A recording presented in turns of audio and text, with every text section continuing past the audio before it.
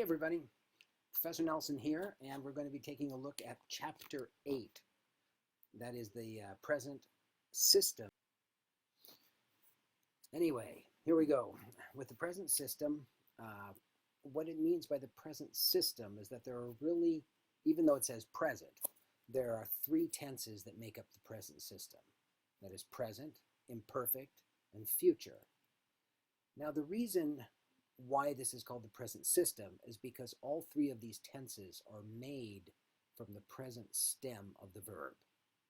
That is, like, for example, with laudo, you can notice that laudamus, we praise, has the same base as laudabimus, we will praise, and laudabamus, or we were praising.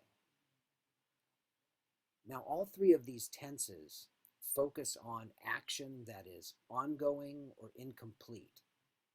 This is important because there's another system, the perfect system, that we will get to in Chapter 12, that represents completed action.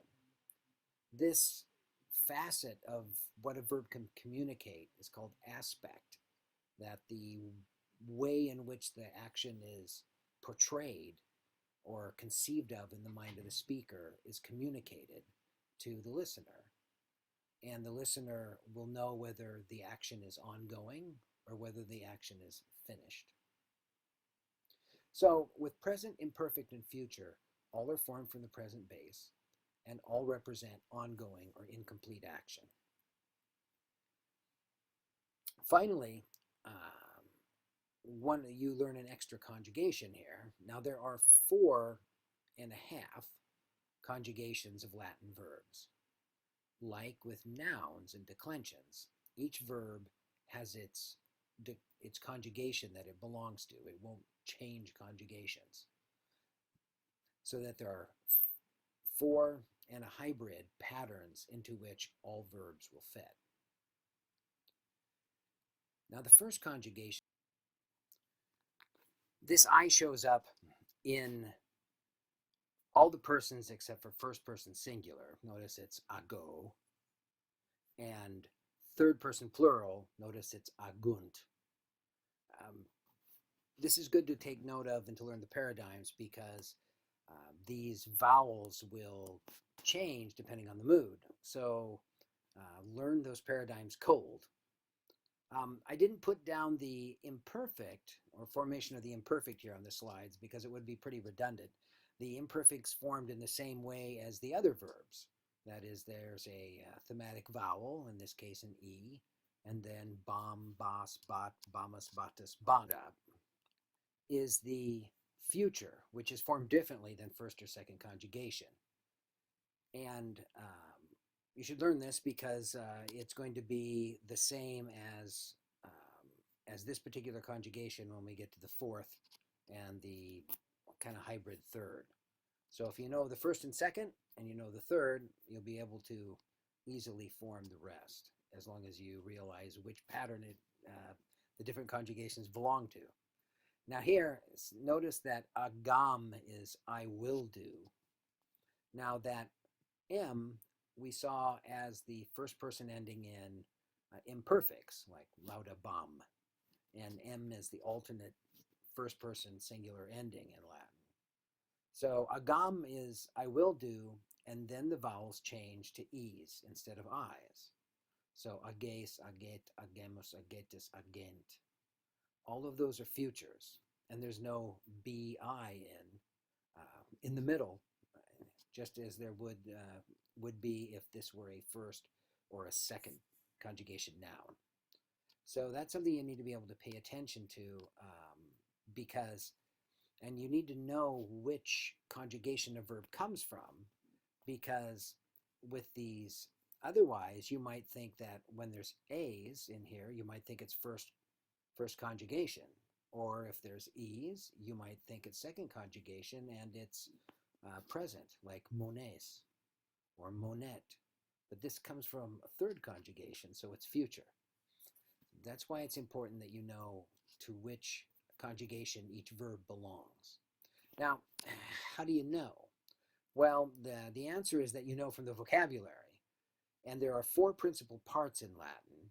And there's laudo, which is like is first person singular, like I praise, moneo, ago. I put the other ones in here so that when we get to them, it won't be a surprise. And so there's first person singular, there's the present active infinitive, then there's the first person perfect. This would be like I praised, I warned, I did, I took, I heard.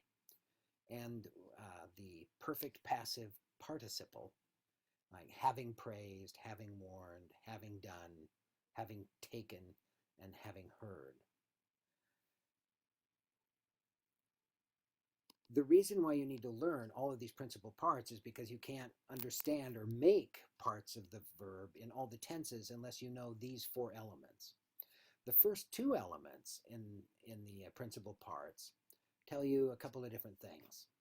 First of all, if it tells you which conjugation and therefore which pattern the verb belongs to. So that o are verbs are first conjugation. Any verb that starts like like laudo, laudare, do, dare, sto, stare, and moneo, monere, like video, videre, o ere verbs will be second conjugation. The third conjugations will show as o ere verbs, not eo ere, and not o are, but o ere. If you have a verb like that, duco, ducere, ago, agere, all of those belong to the third conjugation pattern, and they will conjugate in present, in imperfect, and in future, just like the paradigm verb ago. So it's not terribly difficult to recognize once you know what you're looking for. And also, I hope that answers the question as to why those first two principal parts are there. Without them, you wouldn't know to which conjugation the verb belonged, and so you wouldn't be able to recognize which tense was being conveyed without knowing whether it's from first, second, or third. All right, then. That's enough for me for today. Again, let's make sure that you are keeping up. If you're having trouble keeping up at this point, make sure that you let me know and let's get you back on track. If you have any questions, that's what the forum's for, and I'll see you online in the vocabulary. And with the test coming up, I'm looking forward to your translations. We've got a couple of great myths to do some translation on, and it should be a lot of fun. All right, I'll see you later.